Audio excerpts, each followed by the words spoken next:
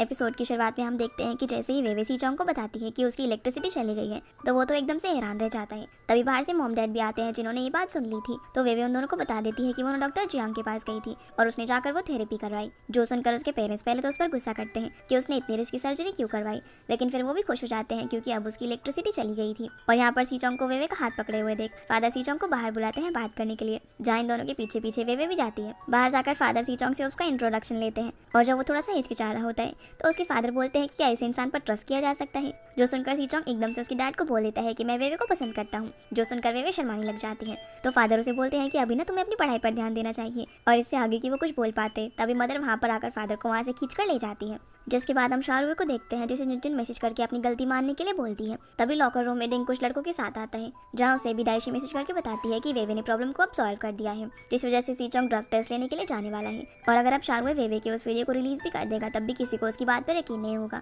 जो सुनकर वो काफी खुश हो जाता है और सभी लोगों को बताता है कि सीचोंग ड्रग टेस्ट लेने के लिए जाने वाला है। जो बात सुनकर शाहरुख वहाँ से चला जाता है। जिसके बाद हम वेवे को देखते हैं जो कि सीचोंग को ड्रग टेस्ट के लिए लेकर जाती है, और डॉक्टर उन्हें कल आने के लिए बोलते हैं और वो फॉर्म के ऊपर टीचर के साइन कराने के लिए भी बोलते हैं।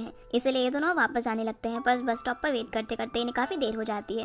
ना ही वहाँ पर कोई बस आ रही थी और ना ही कोई टैक्सी, और वेवे बेचारी थककर सीचोंग के शोल्डर पर सर रखकर ही सो जाती है। जो देखकर सीचोंग उसे रात किसी होटल में बिताने के लिए बोलता है, जिस पर वो मान जाती है और ये दोनों होटल में जाकर 2 रूम्स मांगते हैं। लेकिन रिसेप्शनिस्ट बताती है कि उनके होटल में अभी सिर्फ एक ही रूम अवेलेबल है, जिस वजह से इन दोनों को मजबूरी में वही रूम लेना पड़ता है। पर जब ये दोनों रूम में जाकर देखते हैं कि वहाँ पर सिर्फ एक ही बेड है तो सीचोंग एक और रूम लेने के लिए जाने लगता है, पर वेवे उसे रोककर बोलती है कि रहने दो, अब काफी रात हो गई है। ये बोलकर वो नहाने के लिए चली जाती है और सीचोंग बेचारा काफी नर्वस होकर बैठा हुआ था। नहाने के बाद वेवे अपने बाल सुखाने लगती है तो सीचोंग उसकी मदद करता है, और क्योंकि यहाँ पर दोनों ही काफी ऑकवर्ड फील कर रहे थे तो सीचोंग एक और रूम लेने के लिए चला जाता है और उसे रूम मिल भी जाता है। अब अगले दिन जब ये लोग कॉलेज में आते हैं तो वेवे काफी खुश थी, जिसे देखकर सीचोंग पूछता है कि भला तुम इतनी खुश क्यों हो। तो वो उसे बता देती है कि मैं खुश इसलिए हूँ क्योंकि अब तुम प्रोविजनल टीम में जाने वाले हो। जो सुनकर सीचोंग बोलता है कि अगर तुम इतनी ज्यादा ही खुश हो तो फिर हम ना चिल्ड्रंस डे पर बाहर घूमने के लिए चलेंगे। पर वेवे बोलती है कि ये ना मैं सोच कर बताऊंगी। ये लोग अब मिस मेलिंग के पास जाकर उन्हें ड्रग टेस्ट के पेपर पर साइन करने के लिए बोलते हैं, पर वो बताती है कि अब ड्रग टेस्ट की डेट निकल चुकी है, और क्या तुम्हें कोच ने बताया नहीं कि तुम्हें प्रोविजनल टीम से अब बाहर निकाल दिया गया है, पर तुम्हारी कोच तुम पर इतनी जल्दी गिव अप नहीं करेंगी। जो सुनकर ही दोनों ही काफी सैड हो जाते हैं और वहाँ से बाहर आ जाते हैं। जिसके बाद हम कोच को देखते हैं जो कि सीचोंग के लिए काफी परेशान थी और वो सोच रही होती है कि वो ये बात सीचोंग को कैसे बताए। फिर वो शाहरुख को बोलते हैं कि तुम तो उसके रूममेट हो ना, तो तुम उसका ख्याल रखना और प्रोविजनल टीम में जाकर अच्छे से प्रैक्टिस करना। जिसके बाद हम वेवे को देखते हैं जो कि काफी सैड थी, तो सीचोंग उसे समझाता है कि अरे तुम इतना परेशान क्यों हो रही हो, कोई बात नहीं, मैं प्रोविजनल टीम में अगले साल चले जाऊंगा। लेकिन वेवे बोलती है कि ये सब इसी वजह से हुआ है क्योंकि तुम मुझे प्रोटेक्ट कर रहे थे। तो सीचोंग उसे बोलता है कि मैंने तुमसे कहा था ना कि स्विमिंग मेरे लिए पहले इंपॉर्टेंट थी, पर तुमसे मिलने के बाद मुझे पता चला कि लाइफ में और भी काफी सारी चीजें हैं जो कि मैं कर सकता हूँ, और चाहे तुम्हारे पास इलेक्ट्रिसिटी हो या फिर ना हो तुम हमेशा मेरी पिकाची रहोगी। इसलिए अब चलो सैड मत हो और मुझे किस करो। इसलिए वेवे उसे किस कर देती है और फिर दोनों यहाँ से चले जाते हैं। अब लंच टाइम में जब सभी लोग साथ में होते हैं तो सीचोंग भी वहाँ पर आकर वेवे के बारे में पूछता है, तो दाइशी उसे बता देती है कि वो तो यूशिन के साथ कहीं पर गई हुई है।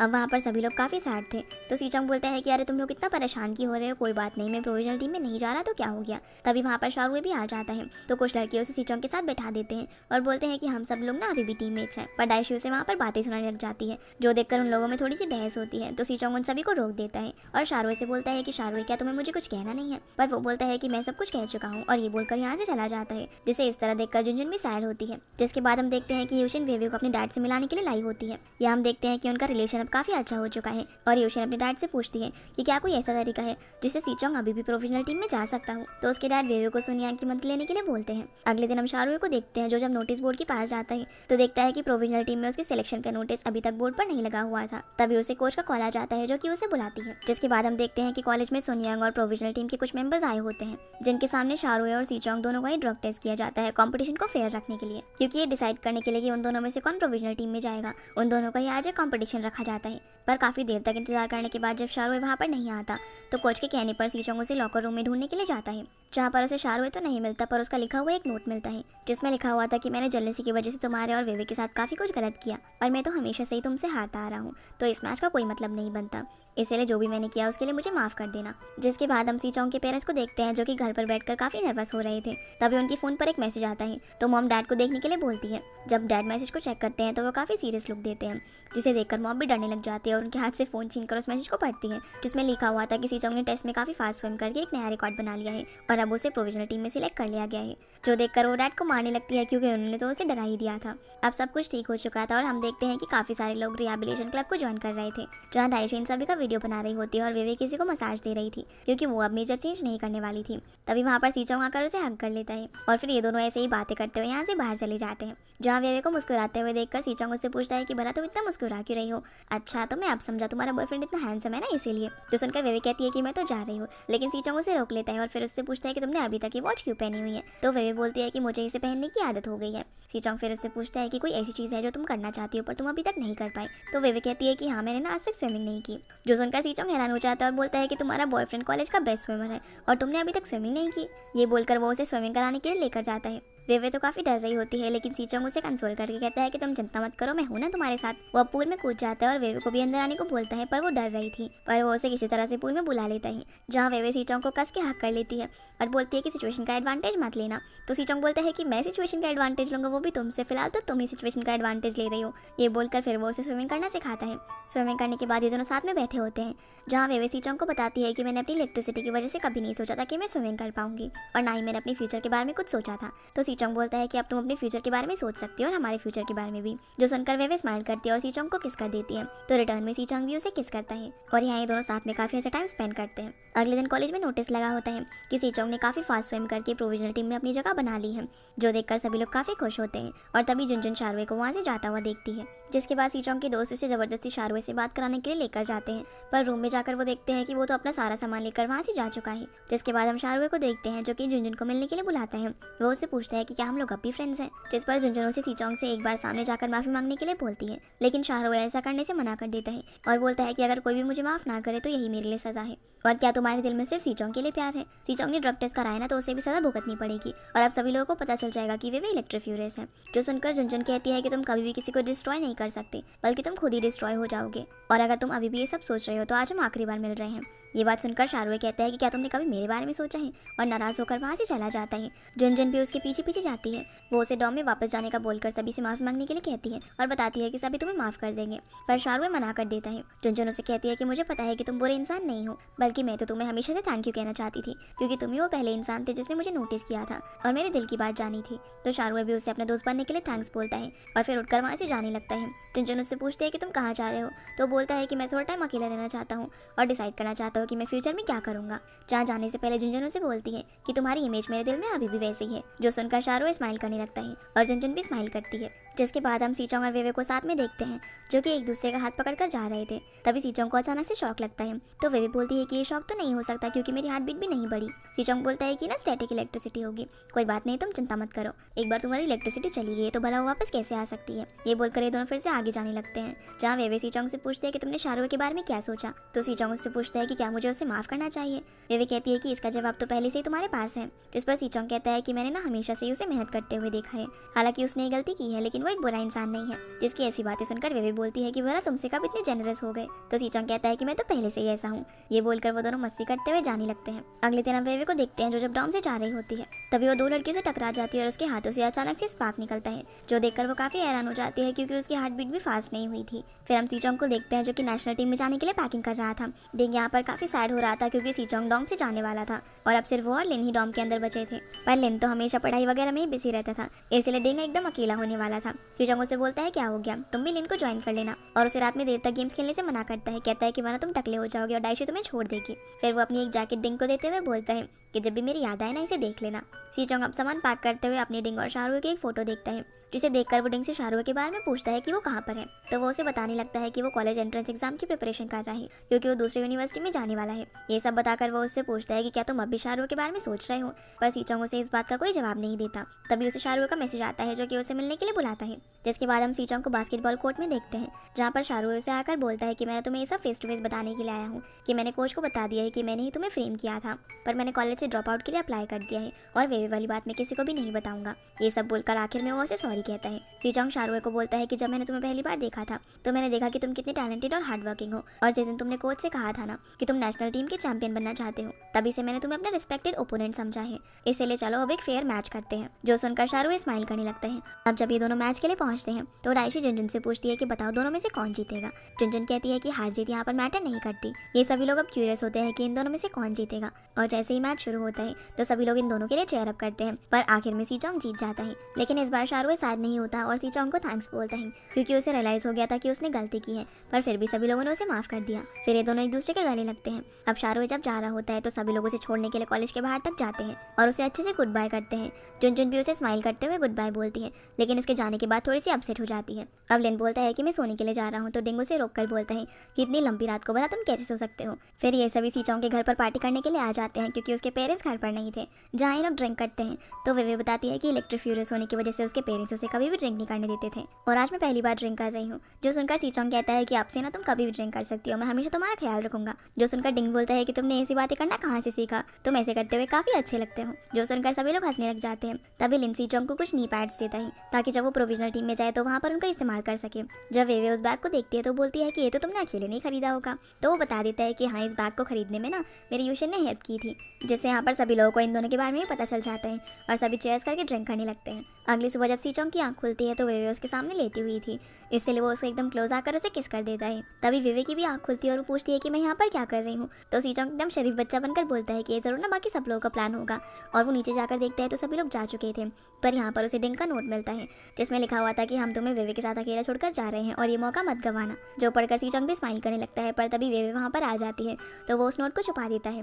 वो उसे बताता है कि सभी लोग तो जा चुके हैं। तो वेवे कहती है कि फिर मैं भी जा रही हूँ, लेकिन सीचोंग उसे रोककर बोलता है कि रुको, तुम्हें भूख लगी होगी ना, तो मैं तुम्हारे लिए ब्रेकफास्ट बनाता हूँ। जब सीचोंग ब्रेकफास्ट बना रहा था तो वेवे उसके पास ही खड़ी होकर देख रही थी और उसे बोलती है कि वाह, तुम तो एकदम प्रोफेशनल हो। अब ब्रेकफास्ट करते वक्त वेवे सीचोंग को एक वॉच गिफ्ट करती है जिस पर पिकाचू बना हुआ था। सीचोंग जैसे ही उस बॉक्स को हाथ लगाता है तो वेवे के हाथ पर हाथ लगने से उसको शॉक लगता है। तो वेवे कहती है कि तो स्टैटिक इलेक्ट्रिसिटी होगी। सीचोंग अब जब उस वॉच को पहनता है तो उसे वो काफी पसंद आती है। जिसके बाद हम पेंग पाई को देखते हैं, जिसकी कलीग का ट्रांसफर हो रहा था, इस वजह से वो थोड़ा अपसेट होता है। सीना फिर से वेवे पर आता है, जो बाकी बच्चों की तरह अपने पेरेंट्स का हाथ पकड़ती है और उसे काफी खुशी मिलती है, क्योंकि कभी भी वो ऐसा नहीं कर पाई थी। जिस पर उसके डैड बोलते हैं कि हाँ, तुमने हमें काफी बार शौक भी दिया है, पर वैसे तुम्हारा शौक इतना स्ट्रॉन्ग नहीं है कि इससे किसी की जान चली जाए, और तुम्हारा बॉयफ्रेंड भी तो तुम्हें इसी की वजह से मिला है। तो वेवे बोलती है कि डैड ऐसा नहीं है, उसको मैंने इलेक्ट्रीफाई नहीं किया था, बल्कि वो तो मुझसे सच में प्यार करता है। पर यहाँ उसके डैड सिर्फ मजाक में ऐसी बातें कह रहे थे।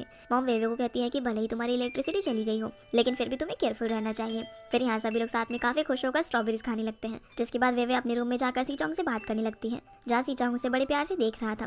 तो वेवे उससे पूछती है कि ऐसे क्या देख रहे हो। वो उसे बोलता है कि तुम इस तरीके से देखने में कितनी प्यारी लग रही हो। वेवे कहती है कि अच्छा, तो इससे पहले मैं क्या तुम्हें कभी प्यारी नहीं लगी। सीचोंग कहता है कि नहीं, मेरा वो मतलब नहीं था, मैंने पहली बार किसी लड़की को इतना पास से नोटिस करा है। जो सुनकर वो स्माइल करने लग जाती है। सीचोंग फिर उसे बोलता है कि कल ना हम लोग कैंपिंग करने चलेंगे, जिस पर वेवे मान जाती है और ये दोनों फोन रख देते हैं। फिर वेवे जब लैपटॉप चला रही होती है तभी उसके हाथ से अचानक से स्पार्क निकलता है, जो देखकर वो हैरान हो जाती है कि आखिर ये सब क्या हो रहा है।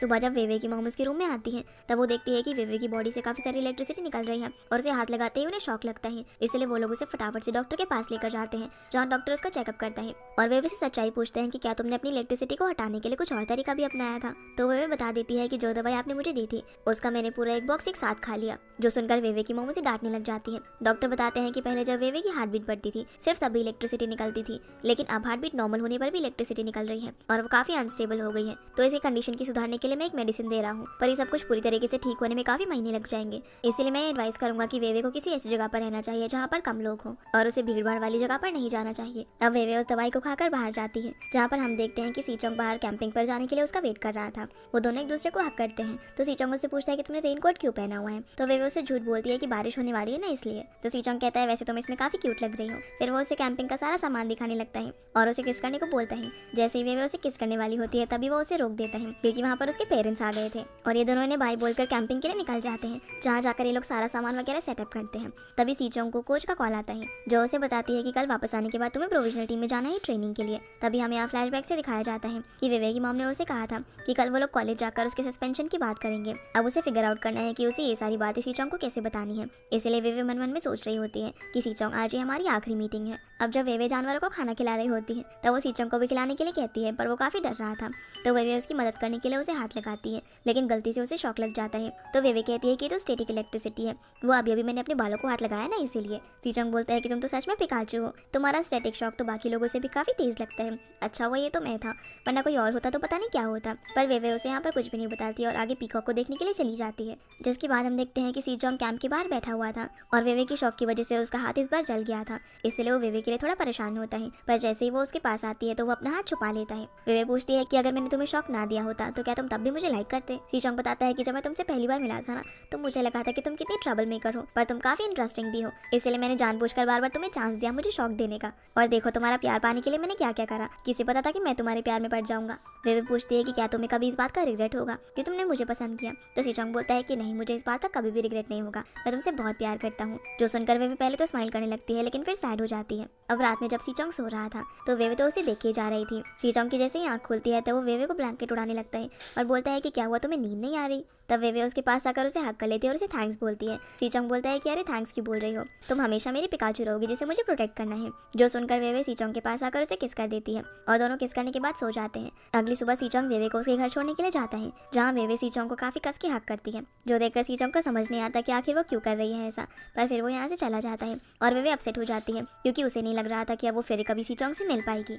सीचोंग अब ट्रेनिंग पर चला जाता है, जहाँ वो हर दिन वेवे को कॉल करता है, लेकिन वेवे उसकी किसी भी कॉल का रिस्पॉन्स नहीं देती, जिस वजह से वो थोड़ा परेशान भी हो जाता है। अब इसी तरह से कुछ महीने बीत जाते हैं और एक दिन जब सीचोंग का मैच होता है तो वहाँ पर डिंग और डाइशी आते हैं। सीचोंग पूछता है कि वेवे क्यों नहीं आई, तो डाइशी बोल देती है कि वो ना उसके घर में कुछ प्रॉब्लम हो गई, इस वजह से वो नहीं आ पाई, पर उसने हमें कहा था कि सीचोंग को बोलना कि वो अच्छे से मैच करे और फर्स्ट आए। सीचोंग इस मैच के अंदर भी फर्स्ट आता है और जब उसे ट्रेनिंग से एक दिन का गैप मिलता है तो उसकी मॉम उसे घर ले जाने के लिए आती है और पूछती है कि पहले तुम कहाँ जाना पसंद करोगे, तो वो बोल देता है कि वेवे के पास। मॉम बोलती है कि इतने महीनों से तुम घर से दूर रहे पर फिर भी तुम्हें पेरेंट्स से पहले गर्लफ्रेंड की याद आ रही है। सीचोंग बोलता है कि मॉम ऐसी बात नहीं है, मैंने वेवे से काफ़ी दिनों से बात नहीं की है, इसलिए मॉम अब उसे वेवे के घर पर लेकर जाती है। पर वहाँ जाते ही वो देखता है कि उसके घर पर तो लॉक लगा हुआ है और कॉल करने पर वेवे का फ़ोन भी स्विच ऑफ आ रहा था। जो देखकर उसकी मॉम को भी कुछ ठीक नहीं लगता, इसलिए सीचोंग फटाफट से कॉलेज जाकर डिंग से वेवे के बारे में पूछता है, लेकिन डिंग को भी कुछ ठीक से मालूम नहीं था, इसलिए वो उसे कैफे में ले जाकर वहाँ पर डाइशी को बुलाता है। डाइशी उसे बताती है कि वेवे कहाँ गई है तो मुझे भी नहीं पता क्योंकि वो अचानक से ही चली गई। जो सुनकर सीचोंग काफ़ी सैड होता है,